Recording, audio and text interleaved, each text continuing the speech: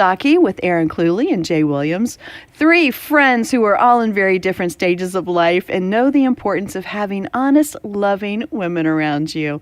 When we need a little extra help, we call up Miss Joyce and we ask her. Sometimes you just need to talk about life with your girlfriends. So consider yourself one of us. And let's talk it out. Let's talk it out. Let's talk. Or sing. Is this a new theme song? I hear it coming. Let's talk it out. No. Like a musical. Let's go a different way. Okay, yeah. All right. Different direction. Okay. Let's talk it out. Okay, no. Yeah. Ginger, go. Well, we have been continuing our series that we just started last week. So we are talking about healing the soul of a woman, and it's such an important series.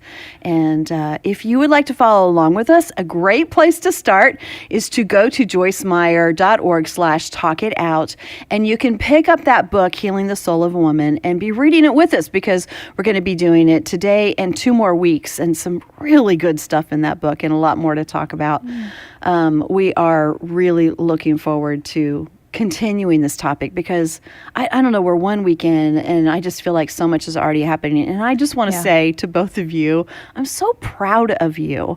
The things that you both shared last week, thank you. We're just, I don't know, they just touched me. I think a lot of other people too. Mm-hmm. And you were just both really honest and open, and I just appreciate your hearts to do that very much. You. Yeah, thank you. You know what? I feel like the process of healing is actually getting it out, and talking about it. The more you talk about it, the less power you give the enemy, honestly. That is you very just true. really take away the power of the secret. Joyce talks about like how secrets can hold you back and be the most painful thing. Yeah. So the more I talk about it, the more free I get. I also like what you just said, that it's a process of healing, that this is not an overnight thing. And even when we all finish reading this book, it's not like we're done. Yeah. I got my healing, I'm good to go. Yeah. But this is something that we have to continue in as a journey of healing as we go through life. And yes. I remember a few years ago, I couldn't talk about half the things I talked about last week without even just being emotional. So now I'm at a place now where it's like I can talk about it. I feel freer, and it's still... Which is a big step. It's a huge step. Yeah. I don't feel like, I'm completely over it because it's my story and I still have an emotional attachment to it. But now I feel a lot better. It's amazing to watch you talk about it because you have... I don't know if you know this, you deliver. You talk about it with such peace and calmness. There's a peace in there when you're sharing, and that's probably because of what God is doing inside of you. Yeah. And doesn't make it easier what you're going through, and it doesn't make that process of healing easy, but when you are doing this with the Lord, He's going to just give you that peace inside as you walk through it. Yeah, it surpasses understanding because I don't get it, but I know it's the Lord, but I know it took a willingness of me to be vulnerable and to talk about it with friends and allow God to heal me. Yeah. Just like it did Joyce at some point. Yeah. It's that way for everyone. Mm-hmm. Yeah. And we were talking about the fact that this is a topic that is absolutely applicable to everyone. Yeah, it really because is. we do all have different things in our lives. Yeah. And in the book, there's a list of different things, whether it's any kind of abuse, whether it is losing a loved one, whether it's rejection, whether it's an illness, dealing with cancer, a divorce, being single sometimes, can be hard if that's not what your heart has desired. There are so many wounds, losing a child, so many wounds that everybody has to deal with in different ways, but God is able to do all of that, whatever that wound is. And even if it's something that you think is insignificant, maybe it's something that someone said to you that you just can't let go of. It's not insignificant in God's eyes. Yeah. What's real interesting about that list in the book, when I was reading that, I put check marks next to the ones that I deal with.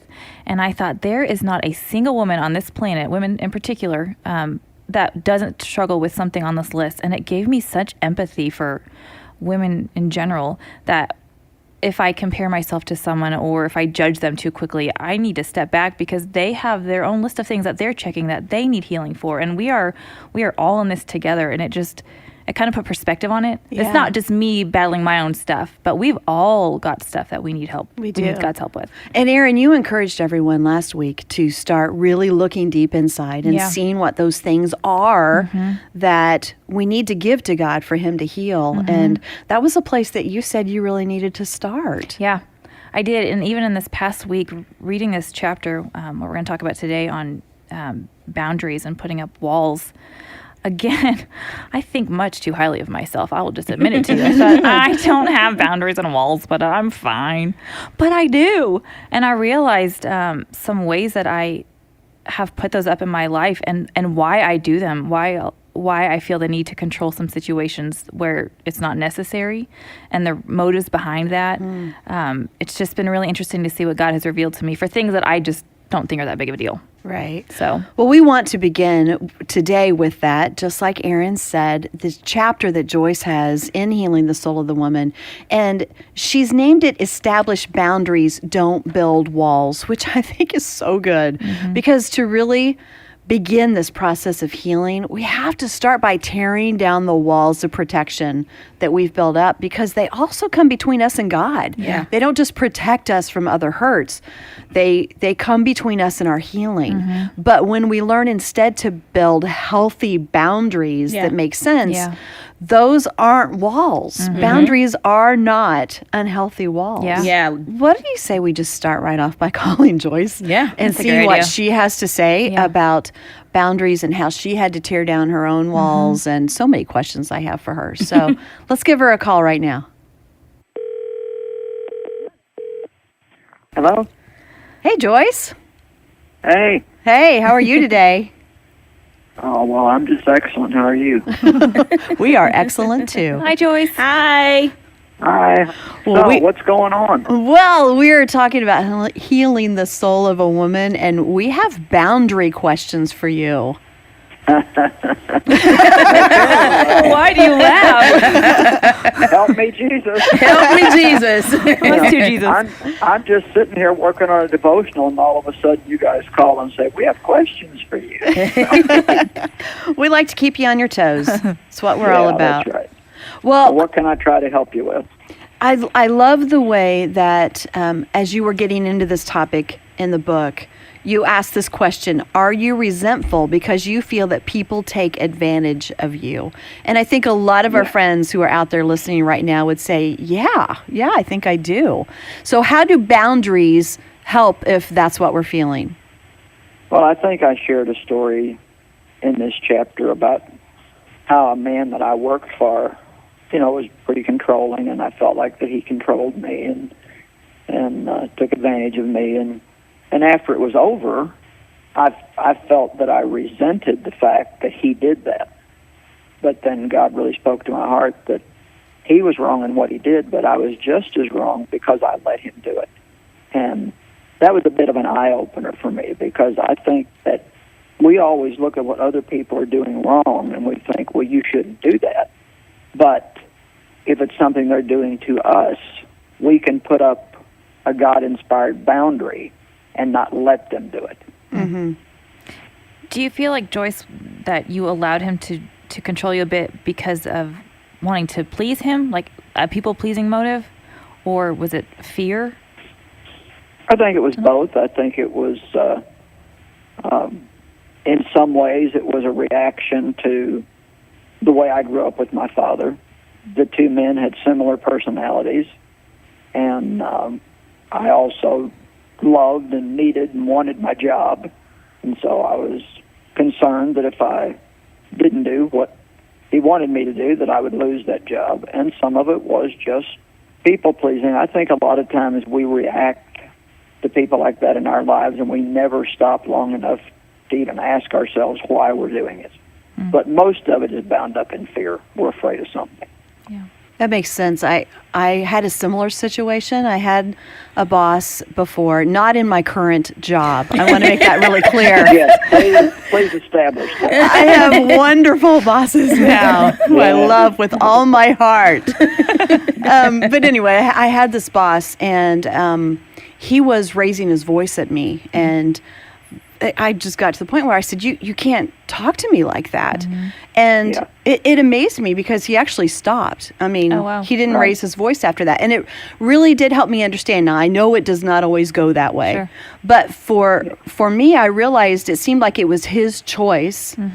But it was also, like you said, Joyce, partially my choice. Yeah. Because when I said, I'm not going to work this way, then I set a boundary, and he agreed to it, which was and, wonderful. To be honest, most bullies really want somebody to stand up to them. They don't respect people who don't stand up to them, and they will keep pushing people around as long as somebody lets them do it. But there's a part of them that's just thinking, I really wish you would stand up to me. And I think any time that you do stand up to someone that has manipulated or controlled you, and I think it's important to bring this point out, you do take a chance on losing something.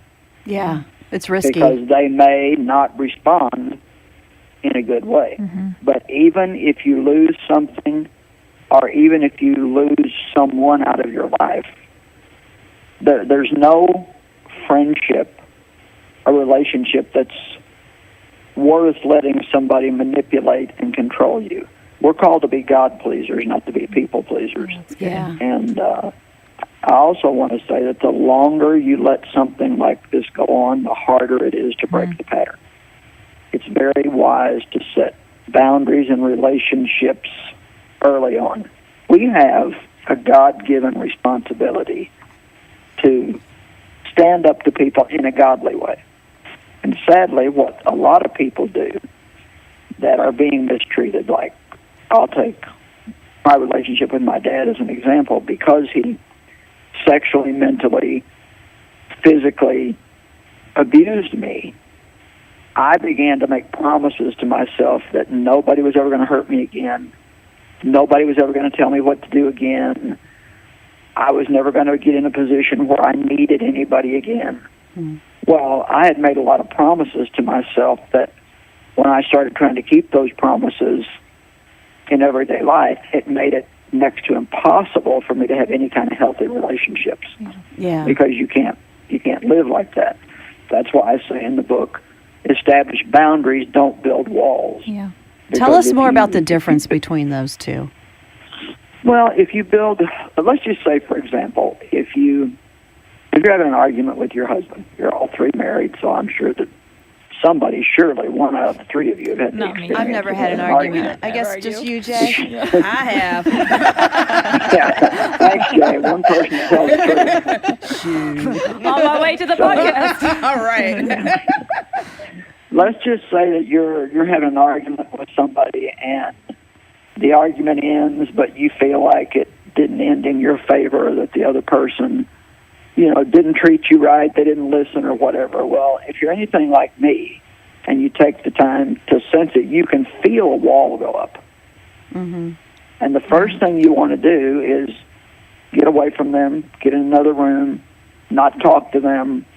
Yeah. You just want to isolate yourself and get in a position where they can't hurt you again. And what God has taught me is if I build that wall, I'm the only one that can tear it down. And the only way for me to tear it down is to put my trust in God that He'll take care of me. That's really So important. instead of trusting me to take care of me. And that doesn't mean I don't confront situations that need to be confronted. But to be honest, you have to have the right timing to confront somebody. Yeah. If you just do it when you feel like doing it, it may be the wrong time, and it may not turn out good at all. And I've found that even in my relationship with my husband, if I need to talk to him about something that I think could be explosive, I've learned don't ever do it without praying, and wait till I can sense that the timing is right. And it's amazing what a difference that makes. I like to also make sure that Mike has had food. He's eaten. That's a good idea. Tends to go well when he's not hungry. Yeah, on a full stomach. Yeah. That's a very good But idea. so many people have walls built around themselves thinking of protecting themselves. But all they're really doing is isolating themselves, and they're really in a self-care mode. They're going to take care of themselves and make sure that they don't get hurt. But you can't love without taking a chance on getting hurt. Yeah. So any one of us that's in a relationship, you will get hurt at some time or another. yeah, exactly. So that first step, I guess, of tearing down the walls, how important is that to allowing the healing to begin in your life? Well, I think it's very important. I mean, you can't, if you're isolating yourself, you're not just isolating yourself from the person who hurt you, but you're isolating yourself from God too. You have to let God in. You have to say, well, okay, I got hurt, and I don't think it was fair, but you're my vindicator, and so I'm going to put this in your hands. I'm going to bring this wall down, and you have to know when you do it that you may get your feelings hurt again. And if you do, then you trust God to heal you. We always have the healer living inside of us, and so it's amazing how things change when we start really leaning on God for everything instead of just going to Him for emergencies. I kind of found out if I live like I'm always in an emergency, then I don't have as many problems. Yeah. That's good. One other thing I can say is don't use prayer as an excuse to not deal with things yourself, too. Oh, That's yeah. so We good. want to pray first, Yep. but that doesn't mean that you just sit back and wait for God to change everything. Yeah. That's really Yeah, good. I'm not done praying. I can't deal with it yet. Avoiding that confrontation. Yeah. Yeah, I'm like, well, what are you going to do about this situation? Well, I'm praying about it. Well, that's good, but has God told you to do something? If you let somebody mistreat you for a long period of time or control you got to realize that you have a part in it and you've established a pattern with them. And so you don't want to go in like a bulldozer and just unload on them all in 5 seconds. Well, you've been controlling me and I'm not going to put up with this anymore. And blah, blah, blah, blah, blah, blah, blah, blah, blah. It's best to just sit down with somebody and say, look, maybe you haven't even meant to do it, but I feel like that I don't really have freedom, that you control and manipulate me. And if it's my fault, I'm sorry, but we just need to establish some new guidelines. Yeah. I like the humility in what you say, that we do have a part to play in it ourselves and apologize for what we need to apologize for. Yeah. That's good. Yep. That's really helpful. Like I said, not everybody does it on purpose. I mean, some people Yeah. are just really strong-willed. And if they have somebody like, I'm very much okay, let's take action and get something done. So let's just say that I go shopping with 5 women, and they're all just, pediddling around and not really, one's going in one direction and one's going in another direction. I don't have to be invited to take over the group and give.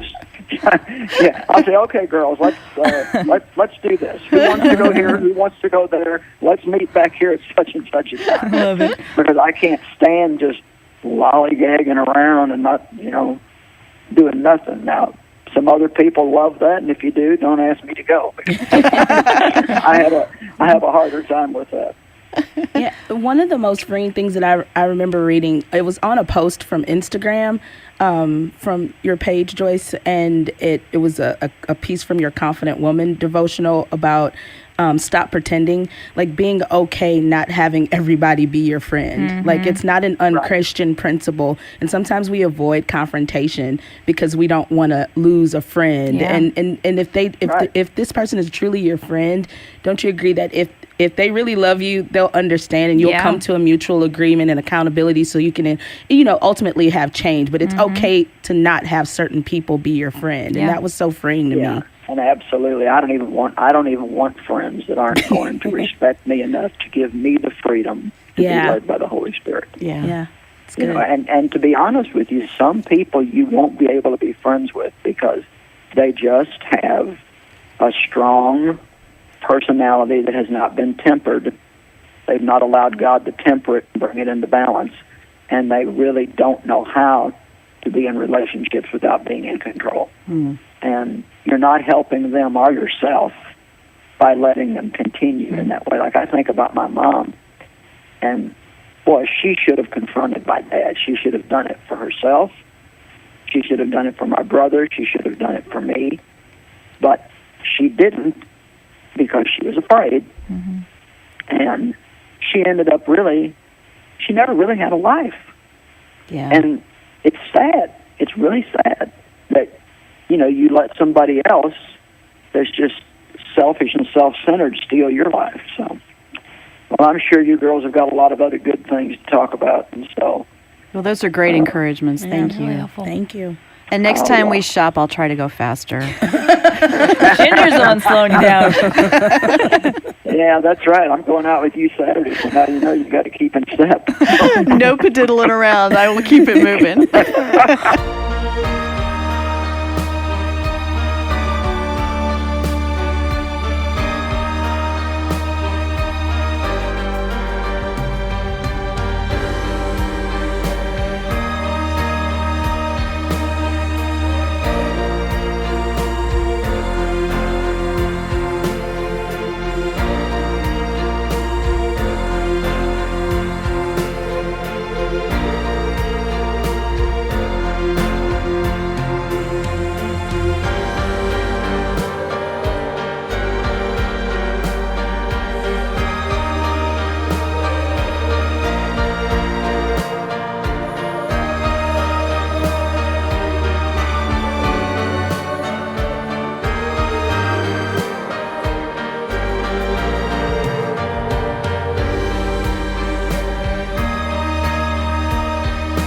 We'll practice. All right. Thank you. Thank you. Love you, girls. Love you. too, Bye. Joyce. So some of the things that she was talking about are just such great practical, biblical answers to a lot of the things that we deal with. Yeah. A lot of the things that do impact our souls, that do create those wounds, are things that we need to be more forthcoming in addressing ourselves. Sure. But that is not easy. Yeah, it's easier to just put up a wall versus just, addressing the Yeah. issue, because, what if the person doesn't like you, or what if they get angry, or what if, it becomes a little tense in the moment, and nobody really wants to be in that position. But No.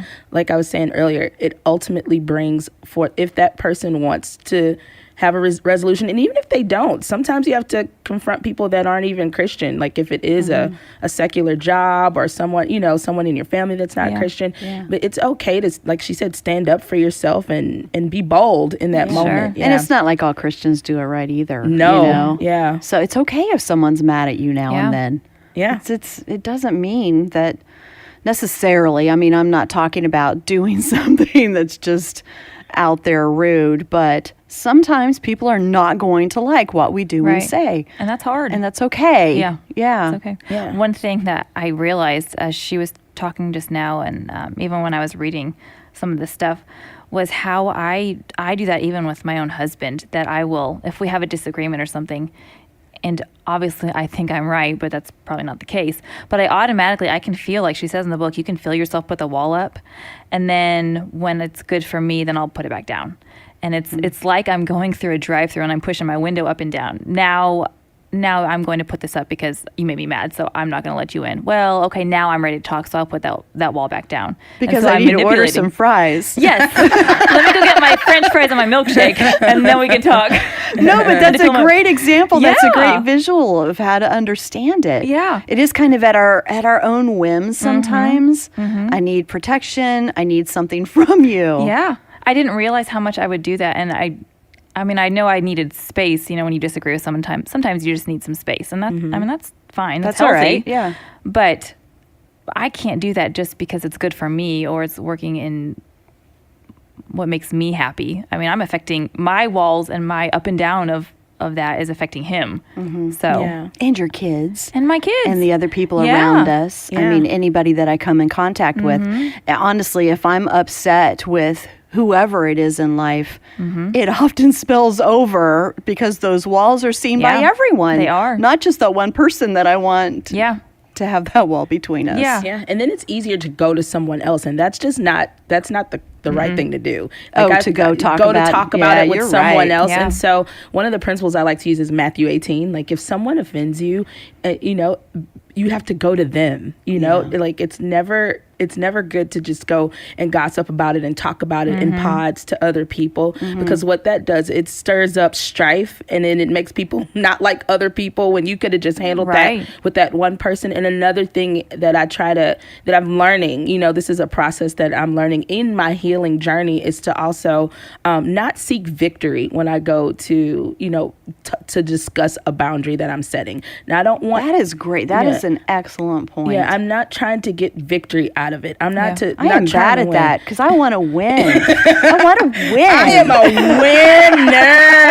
But you're right. But I needed that encouragement. It's like, it's not to seek victory. It's to seek resolution and to seek peace. And understanding, and all you're getting understanding, and that's the goal now that I'm trying to really practice in building boundaries and setting boundaries, because that's something that's been hard for me in the past, is really setting those boundaries, because I did build up walls from things that had happened from the past, and I don't want to continue and perpetuate that cycle. So in building boundaries, when I do have an offense, I don't talk to other people about it first. I go and talk to the person. That Matthew 18 principle is my thing. And then if we don't seek especially if it's Christian to Christian, if we don't get a resolution, then I go and seek some type of elder or someone older than me that has been in the faith longer than me to go to that person again. If you look in Matthew 18, it just kind of tells you how to handle conflict resolution to get to a good, healthy resolve. And so that's just kind of the principle, is not to seek victory and to go to that person. Yeah. Well, let's go ahead and listen to a little bit about what Joyce has to say further on this topic, because I think there's a lot more to talk about here. So much. And it's really, really helpful stuff. But when Dave talks about her and Joyce, it's always so helpful and enjoyable, because they're just so funny in their stories. But Dave did have to set really healthy boundaries with Joyce because of the wounds in her life, and it caused her to make a choice. So listen to this. Well, let me tell you something. Let me finish this story up about Dave real quick.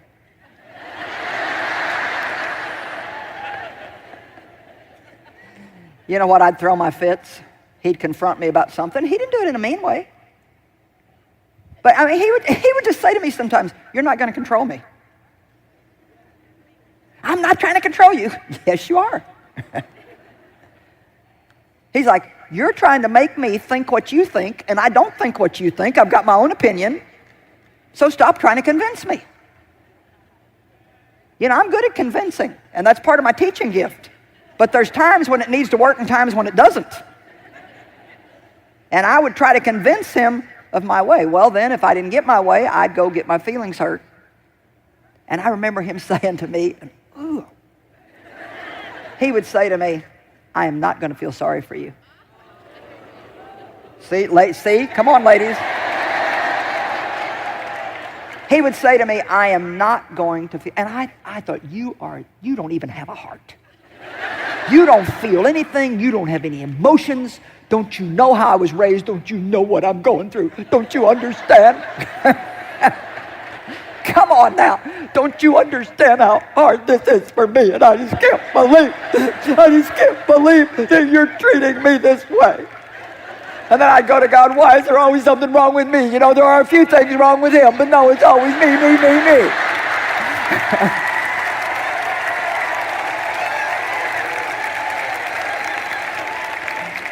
Come on, you know how we are.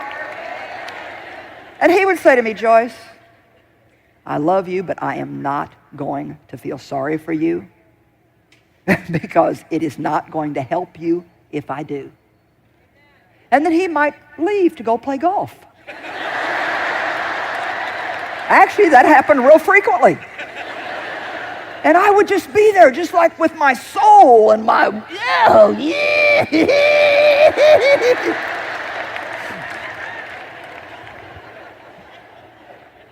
And I had a choice. And some of you have got a choice to make today. I had a choice to keep going around and around the same stupid mountain. Round and around the same rocks. Getting in the same stupid traps over and over.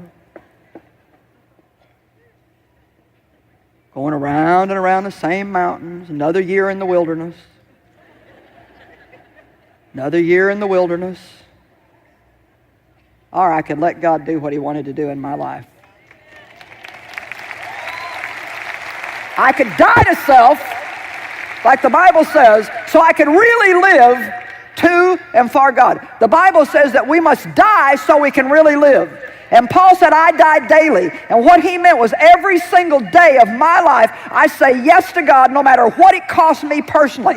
No matter how I feel about it, no matter what I think about it, whether I want to or not, I say yes to God and no to everything else. And all I'm really asking you to do in your life is stop saying yes to people when God is saying no in your heart. And stop saying no to people when God is saying yes in your heart. We need to start doing what God wants us to do and stop being people pleasers that are tiptoeing around everything in our life trying to keep everybody else fixed. I'm going to cross stitch that on a pillow. That's so good. Yeah. We have a choice to make today. Yeah. And that's exactly what she was saying. And what great encouragement that we can choose to stay where we are for our wounds to fester and scar over and become crusty, ugly old things. Yeah. Or we can begin tearing down those walls, establishing healthy boundaries and letting God do what He wants to do in our lives. Yeah, yeah. I remember, like, I know I shared a lot last week about some wounds that I had. And I remember after a few years of being married to Isaiah literally told me, because he would do things that would trigger me, that reminded me that I still had a wound. And I remember him telling me one time, Jay, I cannot pay for the wounds that you still have that are open. I can't pay for those. He's like, the price is too high. I can't afford it. Yeah. You know, he's like, that's not, he's like, I can't, but Jesus can. Yeah. You know, Jesus paid for it already. So I think a lot of times we want people to pay because we're triggered by something that they say, and then we put that burden of responsibility on that person. It's not like Dave. It wasn't Dave. That, like, maybe he did something or something happened that triggered Joyce to think of. It reminded her something that happened with her father, but it wasn't his price to pay, you know. And so sometimes we put that burden on the people we love or friends, and you know, or just random people, and we want them to pay for it. And it's too expensive for them to pay for. They don't have the context. They don't have the it's not theirs to resolve. And so that helped me a lot. And I was like, you're awful. But it was true. I had to walk through my own process of healing and stop trying to make him pay for it. It wasn't his to pay. Wow. That's really good, Jay. Hard. Yeah. It's hard. Yeah, that's not something.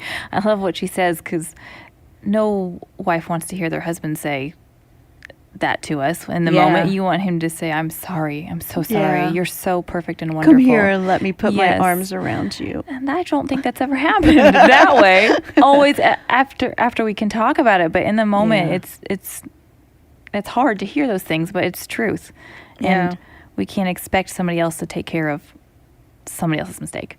You know, I know that there are a lot of people listening right now, too, because of your wounds. You've built some walls up and you've protected yourself. You've protected your heart. And so with what Joyce was saying, if you can start there today by just breaking down some of those walls, that's really a great place to begin.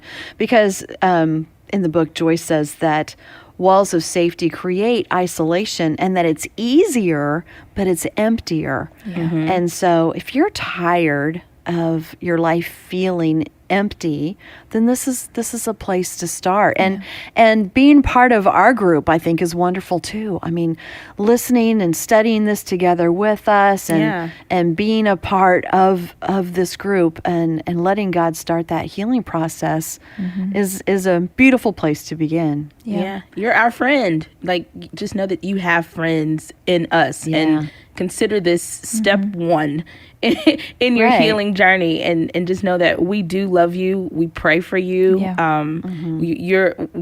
on this journey with you. So we're doing it together. We're doing it together. This is a journey, and we're being as vulnerable as possible, not because, you know, this isn't easy. It's not easy to talk about stuff, but you know, we're doing it because we love you and we want to be a part of this journey. So we are your friends.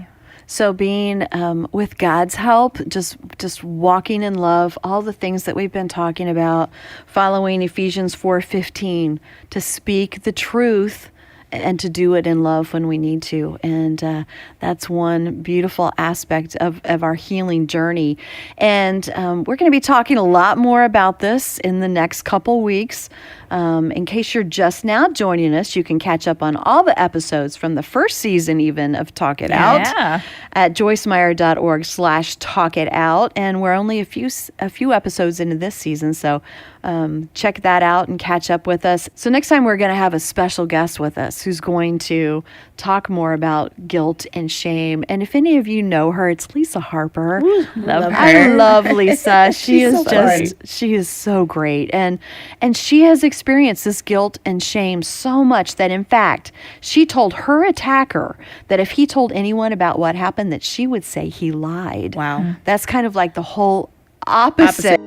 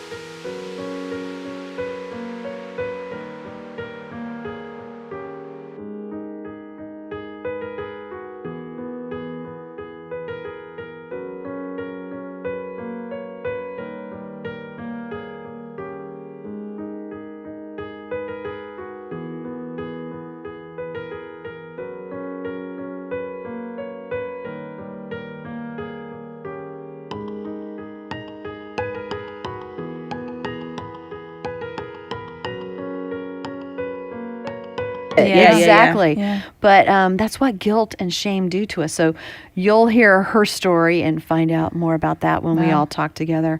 And don't forget, the Healing Soul of the Woman book is what we're talking about. So you can pick up your copy and follow along with us. And don't forget to listen to all of Joyce's podcasts too, because she just has great teaching.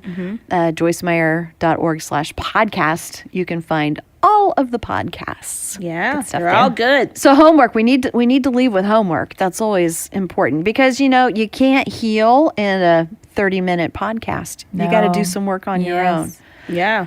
So start thinking about those boundaries in your life that you need. Start thinking about those hard conversations that you might need to have and pray about them.